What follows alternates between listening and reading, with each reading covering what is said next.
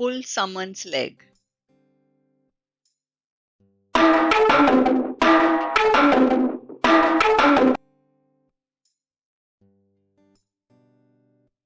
Pull someone's leg means to play a playful joke on them by telling them something that isn't true, usually in a teasing or light-hearted way. Let's look at some example sentences.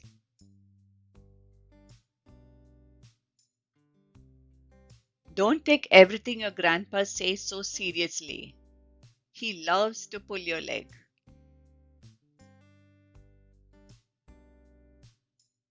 She told me she could speak 10 languages, but I think she was pulling my leg.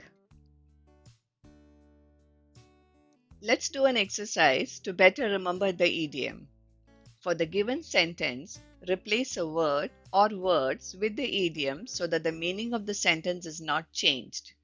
You have 5 seconds. Pause the video if you need more time. He told me that he had won a lottery ticket worth $1 million, but I didn't believe him.